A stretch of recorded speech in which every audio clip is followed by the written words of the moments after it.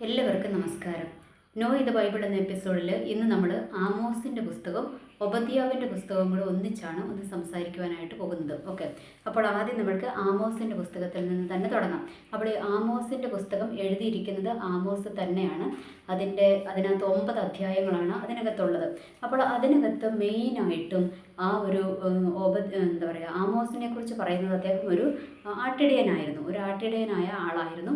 അദ്ദേഹം ഇസ്രയേലിലും യഹൂദയിലും വെച്ചിട്ട് ഇങ്ങനെ പ്രവചിച്ചു കൊണ്ടിരിക്കുകയാണ്. അപ്പോൾ അവർക്ക് വരാൻ പോകുന്ന അനർത്ഥത്തെക്കുറിച്ച് മുൻപ് കൂട്ടി അവരോട് സംസാരിക്കുകയാണ്. എന്ന് വെച്ചാൽ നമ്മൾ ദൈവത്തിലോട്ട് തിരിയണം. അപ്പോൾ നമ്മൾക്കറിയാം, പഴയ നിയമത്തിൽ ദൈവം അവരെ മടക്കിക്കൊണ്ട് വരുന്നതും അവരെ എന്താ പറയുക, മിസ്രൈമിൽ നിന്ന് അവരെ രക്ഷിച്ചു കൊണ്ടുവരുന്നതും അതിനുശേഷം അവർ ദൈവത്തിൽ നിന്ന് അകന്നു പോകുകയും ഓരോ രാജാക്കന്മാരുടെ കാലത്ത് അവർ മടങ്ങി വരും, പിന്നെ വീഴും, പിന്നെ എഴുന്നേൽക്കും. ഇത് തന്നെ ഇങ്ങനെ ഒരു സൈക്കിൾ പോലെ ഇങ്ങനെ പോയിക്കൊണ്ടിരിക്കുകയാണല്ലേ. അപ്പോൾ അതിൻ്റെ ഇടയ്ക്ക് ദൈവം അവരെ ഒന്ന് മടക്കി കൊണ്ടുവരുവാൻ വേണ്ടിയിട്ട് ഓരോരോ പ്രവാചകന്മാരെ ഇങ്ങനെ എഴുന്നേൽപ്പിക്കും. അപ്പോൾ അങ്ങനെ ദൈവം എഴുന്നേൽപ്പിച്ച ഒരു പ്രവാചകനാണ് ആര്? ആമോസ് എന്ന് പറയുന്ന പ്രവാചകൻ. ഓക്കെ, അപ്പോൾ ആമോസ് അവരോട് പറയുകയാണ്, നിങ്ങൾ ദൈവത്തിലേക്ക് മടങ്ങി വന്നില്ല എങ്കിൽ എന്ത് സംഭവിക്കും? ദൈവത്തിൻ്റെ ആ ഒരു പാതയിൽ നിന്നില്ല എങ്കിൽ നിങ്ങൾ എന്ത് ചെയ്യും? നിങ്ങൾക്ക് വരുന്ന അനർത്ഥങ്ങൾ, ഒത്തിരി അനർത്ഥങ്ങൾ സംഭവിക്കുമെന്നുള്ളതൊക്കെ അദ്ദേഹം അവിടെ പറയുകയാണ്. പിന്നെ ഈ ആമോസിനൊരു പ്രത്യേകതയുണ്ട്. ആമോസാണ് കർത്താവിൻ്റെ ദിവസം, അതായത് ഡിവൈൻ ജഡ്ജ്മെൻറ്റ് എന്നുള്ളൊരു പദം ഉപയോഗിച്ചിരിക്കുന്നത്. എന്ന് വെച്ചാൽ ആദ്യമായിട്ട് ഉപയോഗിച്ചിരിക്കുന്നത് കർത്താവിൻ്റെ ദിവസം എന്നുള്ള അതായത് ആ ഒരു ഡിവൈൻ ജഡ്ജ്മെൻറ്റിനെ കുറിച്ച് സംസാരിച്ചിരിക്കുന്ന വ്യക്തിയാണ് ആര്? ഈ ആമോസ് എന്ന് പറയുന്ന പ്രവാചകൻ. ഓക്കെ, അപ്പോൾ ആമോസ് അതിനകത്ത് പറയുന്നത് എന്താണ്? നമ്മൾക്ക് ചില ഉത്തരവാദിത്തങ്ങളുണ്ട്. നമ്മൾക്ക് ദൈവത്തോടും മനുഷ്യരോടും ഒക്കെയുള്ള ചില ഉത്തരവാദിത്തങ്ങളുണ്ട്. ആ ഉത്തരവാദിത്തങ്ങളൊക്കെ നമ്മൾ ചെയ്യണമെന്ന് പറഞ്ഞ് കുറേ ജാതികളെക്കുറിച്ച് പറയുന്നുണ്ട്. ഇസ്രയേലിൻ്റെ ചുറ്റുമുള്ള ജാതികളെക്കുറിച്ച് പറയുന്നുണ്ട്. അപ്പോൾ ആ ജാതികളിൽ കണ്ടിരിക്കുന്ന തിന്മകൾ ഇന്നതാണ് എന്ന് പറയുന്നുണ്ട്. ഓക്കെ, അപ്പോൾ ഇവിടെ അതൊക്കെ പറഞ്ഞിട്ട് അവർക്കുള്ള ശിക്ഷയും പറയുന്നുണ്ട്. അപ്പോൾ അതിൻ്റെ കൂട്ടത്തിൽ ഇസ്രയേലിനെ കുറിച്ച് പറഞ്ഞിരിക്കുകയാണ്. ഇസ്രയേലിൻ്റെ മെയിൻ ദൈവത്തിന് ഇഷ്ടപ്പെടാത്ത കാര്യം എന്താണെന്ന് വെച്ചാൽ, ഇസ്രായേൽ എന്താണ്? അവിടെയുള്ള ദരിദ്രന്മാരെ, പാവപ്പെട്ടവരെ ഒന്നും കരുതുന്നില്ല, അല്ലെങ്കിൽ അവരെ വിൽക്കുകയാണ്. ഇങ്ങനെയുള്ള കാര്യങ്ങളൊക്കെയാണ്. എന്ന് വെച്ചാൽ മാനുഷികമായ പരിഗണന കൊടുക്കേണ്ടടുത്ത് മാനുഷികമായ പരിഗണന കൊടുക്കാതെയുള്ള ഇസ്രായേലിൻ്റെ യാത്രയെ നിശ്ചിതമായി വിമർശിച്ചിരിക്കുകയാണ്. അപ്പോൾ ഓർക്കുക, ദൈവം നമ്മളുടെ ജീവിതത്തിൽ നമ്മൾ ദൈവത്തിൻ്റെ കൽപ്പനകൾ അനുസരിക്കുക, ദൈവത്തിൻ്റെ ഒരു ഭക്തിയിലും കാര്യത്തിലും പോവുക മാത്രമല്ല, നമ്മൾക്ക് നമ്മളുടെ സഹോദരങ്ങളോട് നമ്മൾക്ക് എന്തുണ്ടായിരിക്കണം? ഒരു അലിവ്, അല്ലെ, ഒരു മനസ്സലിവൊക്കെ നമ്മൾക്ക് ഉണ്ടാകണം. അവരെ സഹായിക്കാനൊക്കെ നമ്മൾ തയ്യാറാകണം എന്നുള്ളതൊക്കെ ദൈവം നമ്മളിൽ നിന്ന് ആഗ്രഹിക്കുന്നതാണ്. എന്നിട്ട് അവരുടെ ജഡ്ജ്മെൻറ്റും കാര്യങ്ങളും പിന്നെ എന്താണ്? അവസാനം അവരെ ദൈവം, അല്ലേ, എല്ലാത്തിനകത്തും അങ്ങനെയാണ്. നമ്മൾ എത്ര തെറ്റിപ്പോയാലും ഒരു മടങ്ങി വരവിനുള്ള ആഹ്വാനമുണ്ട്. അതൊക്കെ തന്നെയാണ് അതിനകത്ത് കാണുന്നത്. പിന്നെ എന്താണ്? ഇസ്രായേലിനെ ദൈവം എന്തിനാണ് തിരഞ്ഞെടുത്തത്? ഇവരുടെ സർവ്വജാതികൾക്കും ഒരു മാതൃകയായിട്ട് തിരഞ്ഞെടുത്തിരിക്കുകയാണ്. എന്തിനാണ്? എല്ലാ ജാതികളും ദൈവത്തെ അറിയണം. ഇതൊക്കെയാണ് ഇവിടെ ഈ പുസ്തകത്തിനകത്ത് നമ്മൾ കാണുവാനായിട്ട് കഴിയുന്നത്. എല്ലാവരും ദൈവത്തെ അറിയണം, എല്ലാവരും ദൈവത്തിൻ്റെ ഒരു പാതയിലോട്ട് മടങ്ങി വരണം, എല്ലാവരും ദൈവത്തിൻ്റെ മക്കളാണ്. ഇതൊക്കെയാണ് ഇതിനകത്തെ ഈ ആമോസിൻ്റെ പുസ്തകത്തിനകത്തെ മെയിനായിട്ടുള്ള കാര്യങ്ങളെന്ന് പറയുന്നത്. എന്നാൽ അതിനകത്ത് മെയിനായിട്ടും പറഞ്ഞിരിക്കുന്ന ഒരു കാര്യമുണ്ട്. എന്താണെന്നറിയാമോ? ദൈവം മനുഷ്യർക്ക് എന്ത് കൊടുക്കും? ഇസ്രായേൽ മക്കൾക്ക് ദൈവം ഒരു ഇത് കൊടുക്കും. എന്താണ്? ദൈവത്തെ അറിയുവാൻ, ദൈവത്തിൻ്റെ വചനത്തെ അറിയുവാൻ, അല്ലെങ്കിൽ വചനത്തിനായിട്ടുള്ളൊരു ദാഹം ദൈവം അവർക്ക് കൊടുക്കുമെന്ന് അവിടെ പറഞ്ഞു വെച്ചിരിക്കുകയാണ്. ഇനി രണ്ടാമത് അവിടെ പറഞ്ഞിരിക്കുന്നത് എന്താണെന്നറിയാമോ? അവരോട് പറഞ്ഞിരിക്കുകയാണ്, അവർ എന്ത് ചെയ്യണം? ദൈവത്തിൻ്റെ ആ ഒരു എന്താ പറയുക, ദൈവത്തിൻ്റെ വഴികളിലൂടെ അവരെ സഞ്ചരിച്ചു കഴിഞ്ഞാൽ ദൈവം അവരോട് പറയാതെ ഒരു കാര്യവും ചെയ്യത്തില്ല എന്ന് വെച്ചാൽ ദൈവത്തിൻ്റെ പ്രവാചകന്മാർക്ക് ദൈവം മറച്ചു വെക്കത്തില്ല, ഒരു കാര്യവും മറച്ചു വെക്കത്തില്ല. എന്ന് വെച്ചാൽ ദൈവം ചെയ്യാൻ പോകുന്ന കാര്യങ്ങളെല്ലാം ദൈവത്തിൻ്റെ പ്രവാചകന്മാരോട് ദൈവം അറിയിച്ചിരിക്കുമെന്ന് ഇവിടെ പറഞ്ഞു വെച്ചിരിക്കുകയാണ്. അപ്പോൾ ഇത് നമ്മൾക്കും കൂടെ ഉള്ളൊരു സന്ദേശമാണ്. എന്ന് വെച്ചാൽ നമ്മളുടെ ജീവിതത്തിൽ നമ്മൾ ദൈവത്തോട് അടുത്ത് യാത്ര ചെയ്യുന്നവരാണ് എങ്കിൽ, ദൈവത്തിനോട് എല്ലാത്തിനും ആലോചന ചോദിച്ച് യാത്ര ചെയ്യുന്നവരാണെങ്കിൽ ദൈവം നമ്മൾക്കും ഒരു കാര്യങ്ങളും മറച്ചു വെക്കത്തില്ല. എല്ലാം എന്ന് വെച്ചാൽ നമ്മളുടെ ജീവിതത്തിൽ പിശാച് നമ്മൾക്കെതിരെ ഒരുക്കുന്ന വെടികൾ, വ്യക്തികൾ ഒരുക്കുന്ന വെടികൾ എന്ന് വേണ്ട സകല കാര്യങ്ങളും നമ്മളുടെ ജീവിതത്തിൽ സംഭവിക്കുവാൻ പോകുന്ന നല്ലതും ചീത്തയുമായ സകല കാര്യങ്ങളും ദൈവം നമ്മളെ അറിയിക്കുമെന്നുള്ളൊരു ആഹ്വാനവും കൂടെ ഈ പുസ്തകത്തിലൂടെ നമ്മൾക്ക് ലഭിക്കുകയാണ്. അപ്പോൾ ഇതാണ് ഈ ആമോസിൻ്റെ പുസ്തകത്തിനകത്ത് മെയിനായിട്ടുമുള്ള ഒരു തീം എന്ന് പറയുന്നത്. ഓക്കെ, ഇനി അടുത്തത് നമ്മൾക്ക് ഒബദ്യാവിൻ്റെ പുസ്തകത്തിനകത്തോട്ട് വരാം. ഇത് ഞാൻ രണ്ടും കൂടെ ചേർത്ത് പറയുവാൻ കാരണം, ഈ ഒബദ്യാവിൻ്റെ പുസ്തകം എന്ന് പറയുന്നത് അതൊരു 21 വാക്യങ്ങൾ മാത്രമേ ഉള്ളൂ. ഒരു അധ്യായമായിട്ട് പോലും തിരിച്ചിട്ടില്ല. 21 വാക്യങ്ങളുള്ള ഒരു ഏറ്റവും ചെറിയൊരു പുസ്തകമാണ് ഈ ഒബദ്യാവിൻ്റെ പുസ്തകം എന്ന് പറയുന്നത്. ഓക്കെ, പഴയ നിയമത്തിൽ ഒബദ്യാവിൻ്റെ പുസ്തകം. ഓക്കെ, അപ്പോൾ ഇതിൻ്റെ റൈറ്റർ എന്ന് പറയുന്നത് ഉപദ്യാവ് തന്നെയാണ്. ചാപ്റ്റേഴ്സ് എത്രയുണ്ടെന്ന് ഞാൻ പറഞ്ഞു, വെറും 21 വാക്യങ്ങൾ മാത്രമേ അതിനകത്തുള്ളൂ. അപ്പോൾ ഇതിൻ്റെ മെയിൻ തീം എന്ന് പറയുന്നത് ഈ ഇസ്രയേലിൻ്റെ, നമ്മൾക്കറിയാം നമ്മുടെ എന്താ പറയുക, അബ്രാഹമിൻ്റെ മകനായ ഇസഹാക്കിന് 2 മക്കളുണ്ടായിരുന്നു അല്ലേ. ഇസഹാക്കിൻ്റെ 2 മക്കൾ ആരൊക്കെയായിരുന്നു?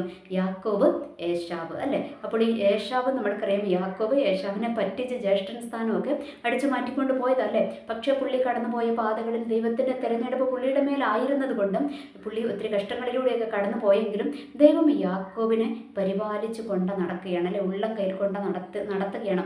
എന്നാൽ ഏശാവിനെ ദൈവം തള്ളിക്കളഞ്ഞുവെന്ന് നമ്മൾക്കവിടെ കാണാം. എന്തുകൊണ്ടാണ് ഏശാവിനെ തള്ളിക്കളഞ്ഞത്? ഏശാവ് എപ്പോഴും ദൈവത്തിൽ നിന്ന് അകന്നും ദൈവത്തിൻ്റെ കൽപ്പനകളിൽ നിന്ന് വിട്ടുമൊക്കെയാണ് വേറെ ജാതികളിൽ പോയി കല്യാണം കഴിക്കുകയും ഒക്കെ ചെയ്തു. അപ്പോൾ അങ്ങനെ ദൈവത്തിൻ്റെ ഒരു കൽപ്പനകളെ വിട്ടുമാറിപ്പോയത് കൊണ്ടും ദൈവത്തിൻ്റെ തെരഞ്ഞെടുപ്പിൽ ആര് വന്നിട്ടുണ്ടായിരുന്നില്ല? ഏശാവ് വന്നിട്ടുണ്ടായിരുന്നില്ല. അപ്പോൾ ഈ ഏശാവിൻ്റെ പരമ്പരയിൽ പെട്ടതാണ് എന്ത്? ഈ ഏതോം എന്ന് പറയുന്നത് അല്ലേ. നമ്മൾ വായിച്ചിട്ടില്ലേ, ഏതോമിൽ ഞാനൊരു ചെരുപ്പറിയും എന്നൊക്കെ നമ്മൾ വായിച്ചിട്ടുണ്ടല്ലേ. അപ്പോൾ ഈ ഏതോം എന്ന് പറയുന്നതാണ് ഏശാവിൻ്റെ പരമ്പരയിൽപ്പെട്ടവർ താമസിക്കുന്ന ആ ഒരു കൂട്ടത്തെ പറയുന്നതാണ് ഏതോം. ഓക്കെ, അപ്പോൾ ഇവിടെ അവരെക്കുറിച്ച് പറയുകയാണ്, അവരെ ദൈവം അങ്ങ് നശിപ്പിച്ച് കളയുമെന്ന് പറയുകയാണ്. എന്തിനാണ് അവരെ നശിപ്പിക്കുന്നതെന്ന് അറിയാമോ? ഇസ്രായേൽ മക്കളെ സഹായിക്കേണ്ട സാഹചര്യങ്ങളിലൊന്നും ആരും സഹായിച്ചില്ല. ഇവര് സഹായിച്ചില്ല. അതായത് ഈ ഏതോമിലെ ജനതകളെ സഹായിച്ചില്ല. അവരുടെ ആ ഒരു പ്രയാണത്തിൻ്റെ കാലഘട്ടത്തിലൊന്നും അവരെ സഹായിച്ചില്ല. ഇവർക്ക് പകരം ഇവരെ കൊള്ളയടിക്കാനും ഇവരെ എന്താ പറയുക, മാക്സിമം ഇവരെ ദ്രോഹിക്കാനുമാണ് ആര് കൂട്ടു നിന്നിട്ടുള്ളത്? ഈ ഏശാവ് അല്ലെങ്കിൽ ഏതോം ഇവർ കൂട്ടു നിന്നിട്ടുള്ളത്. പക്ഷേ ശരിക്കും ഇവരുടെ ആരാണ്? ഇവരുടെ സഹോദരനാണല്ലേ യാക്കോബ്. ഇസ്രായേൽ മക്കൾ ഇവരുടെ സഹോദരരാണ്. പക്ഷേ അവരെ കരുതാതെ ജാതികളുടെ കൂട്ടത്തിൽ നിന്ന് അവർക്കെതിരെ ആര് പ്രവർത്തിക്കുവാനായിട്ട് ഇടയായി? ഈ ജാതി, അതായത് ഏശാവിൻ്റെ ആ പരമ്പരയിൽപ്പെട്ട ഏതോം എന്ന് പറയുന്ന ആ ഒരു സമൂഹം പ്രവർത്തിക്കുവാനായിട്ട് ഇടയായി. അതുകൊണ്ട് ദൈവത്തിന് അവരോട് വെറുപ്പ് തോന്നുകയും ദൈവം അവരെ കഠിനമായിട്ട് ശിക്ഷിക്കുകയും അവരെ എന്താ പറയുക, ചിതറിച്ച് കളയുകയാണ്, അവരെ ഒരു രാജ്യമല്ലാതാക്കി തീർക്കുകയും ചെയ്യുന്ന ദൈവത്തിൻ്റെ ന്യായവിധിയെക്കുറിച്ചാണ് ഇവിടെ പ്രവചിച്ചിരിക്കുന്നത്. അപ്പോൾ ഇത് നമ്മൾക്കും കൂടി ഒരു സന്ദേശമാണല്ലേ. എന്ന് വെച്ചാൽ നമ്മൾ പലപ്പോഴും അങ്ങനെയാണ്, നമ്മുടെ ഒരു എന്താ പറയുക, നമ്മുടെ ആ ഒരു സേഫ് സോണിലിരുന്നാണ് നമ്മൾ യാത്ര ചെയ്യുന്നത് അല്ലേ. വേറൊരാളുടെ കാര്യത്തിൽ നമ്മൾക്ക് ഇറങ്ങാനൊക്കെ ഭയങ്കര ബുദ്ധിമുട്ടാണ്, മറ്റുള്ളവർക്ക് വേണ്ടി സംസാരിക്കാനൊക്കെ ഭയങ്കര ബുദ്ധിമുട്ടാണ്. അത് എപ്പോഴും വേണ്ട, നമ്മൾ ബുദ്ധിപൂർവ്വമൊക്കെ ചെയ്താൽ മതി ചില കാര്യങ്ങളിലൊക്കെ അല്ലേ. എന്നാൽ സഹായിക്കേണ്ട കാര്യങ്ങളിലൊക്കെ നമ്മൾ സഹായിക്കുകയും സഹാനുഭൂതി കാണിക്കുകയും ഒക്കെ ചെയ്യണം. അവരുടെ നീതിക്ക് വേണ്ടിയൊക്കെ നമ്മൾ നിൽക്കണം. അതൊക്കെ നോക്കി കണ്ടുമൊക്കെ നിന്നാൽ മതി. കാരണം പലപ്പോഴും നമ്മൾ മറ്റുള്ളവർക്ക് വേണ്ടിയിട്ട് നമ്മൾ എന്താ പറയുക പ്രവർത്തിക്കും, മറ്റുള്ളവർക്ക് വേണ്ടിയിട്ട് നമ്മൾ സംസാരിക്കും. അവസാനം നമ്മൾക്കായിരിക്കും നഷ്ടം വരുന്നത്.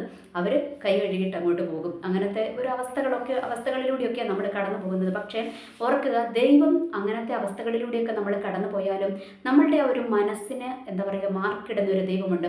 അതാണ് നമ്മൾക്ക് ഇതിനകത്ത് കാണുവാനായിട്ട് കഴിയുന്നത്. എന്ന് വെച്ചാൽ നമ്മൾ ഒന്നും നോക്കാതെ നമ്മുടെ സഹോദരങ്ങളാണ് അല്ലെങ്കിൽ നമ്മൾക്ക് എന്താ പറയുക ഉത്തരവാദിത്വമുള്ളവരാണ് എന്ന് വിചാരിച്ച് നമ്മൾ അവർക്ക് വേണ്ടിയിട്ട് സംസാരിക്കുമ്പോൾ, അവരെ സഹായിക്കുമ്പോൾ, അവർക്ക് വേണ്ടിയിട്ട് നിൽക്കുമ്പോൾ നമ്മളെ സഹായിക്കാൻ ഇറങ്ങി വരുന്ന ഒരു ദൈവമുണ്ട് എന്നുള്ളൊരു യാഥാർത്ഥ്യം നമ്മൾ ഒരിക്കലും മറക്കരുത്. പലപ്പോഴും അവരിൽ നിന്ന് നമ്മൾക്ക് നന്മയൊന്നും കിട്ടണമെന്നില്ല, അവരിൽ നിന്ന് നമ്മൾക്ക് നന്ദിയൊന്നും കിട്ടണമെന്നൊന്നുമില്ല. പക്ഷേ എന്താണ്, എന്തിനേറെ പറയുന്ന ഒരു താങ്ക്സ് പോലും അവർ നമ്മൾക്ക് പറയത്തില്ല. കാരണം ഇന്നത്തെ കാലഘട്ടം അങ്ങനെയാണ്, ആൾക്കാർ സെൽഫിഷാണ് അല്ലേ. കാരണം അവരൊക്കെ നന്ദിയില്ലാത്തൊരു സമൂഹമാണ് നമ്മളടക്കം അല്ലേ. കാരണം നമ്മൾക്ക് ദൈവത്തോടാണ് ഏറ്റവും കൂടുതൽ, ദൈവം നമ്മളുടെ ജീവിതത്തിൽ എത്ര അനുഗ്രഹങ്ങളും എത്ര നന്മകളും തന്നാലും നമ്മൾ പിന്നെ ദൈവത്തോട് എന്താണ് ദൈവത്തോട് പറഞ്ഞുകൊണ്ടിരിക്കുക, ദൈവം എന്തുകൊണ്ടാണ് ഇങ്ങനെയെന്ന് നമ്മൾ ദൈവത്തോട് ക്വസ്റ്റ്യൻ ചോദിച്ചുകൊണ്ടിരിക്കുക. നമ്മൾക്ക് തന്ന അനുഗ്രഹത്തിന് നന്ദി പറയുന്നതിനെ കഴിഞ്ഞും അപ്പുറമായിട്ട് നമ്മൾ ദൈവത്തോട് ക്വസ്റ്റ്യനാണ് ചോദിച്ചുകൊണ്ടിരിക്കുന്നത് അല്ലേ. അത് നമ്മുടെ ഒരു സ്വഭാവമാണ്. ഓക്കെ, അപ്പോൾ ഇവിടെ എന്താണ്, ഇവിടെ ദൈവം ആഗ്രഹിക്കുന്നത് എന്താണ്?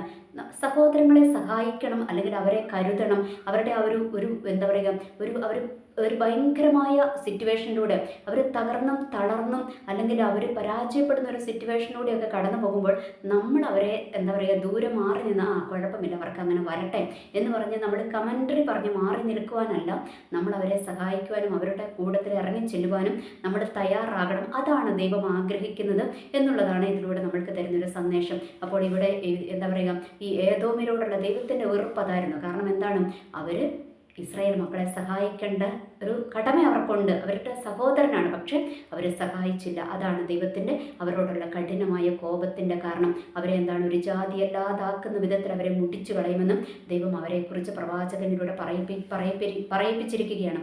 അപ്പോൾ ഓർക്കുക, നമ്മൾക്ക് ഒന്നും നോക്കാതെ ദൈവത്തെ പ്രസാദിപ്പിക്കുന്നവരാകണം. എങ്ങനെയാണ് നമ്മൾ ദൈവത്തെ പ്രസാദിപ്പിക്കുമ്പോൾ നമ്മൾ എന്താ ചെയ്യേണ്ടത്? നമ്മളുടെ കൂട്ടത്തിലുള്ള സഹോദരങ്ങളെ കരുതുവാനും അവർക്ക് വേണ്ടി സംസാരിക്കുവാനും ഒക്കെ നമ്മൾ തയ്യാറായി കഴിയുമ്പോൾ അവരും നമ്മളോട് നന്ദി കാണിച്ചില്ലെങ്കിലും, അവരും നമ്മളോട് എന്താ പറയുക, നമ്മൾക്ക് ഒരു താങ്ക്സ് പോലും പറഞ്ഞില്ലെങ്കിലും ദൈവം അത് കാണുന്നുണ്ടാകും. അതിൻ്റെ പ്രതിഫലം ദൈവം തരും. ദൈവത്തിൻ്റെ സമയത്ത് ദൈവം തരിക തന്നെ ചെയ്യും എന്നുള്ളൊരു യാഥാർത്ഥ്യവും നമ്മൾ തിരിച്ചറിയുക. എനിവേ, എല്ലാവർക്കും നല്ലൊരു ദിവസം ആശംസിക്കുന്നു. നന്ദി, നമസ്കാരം.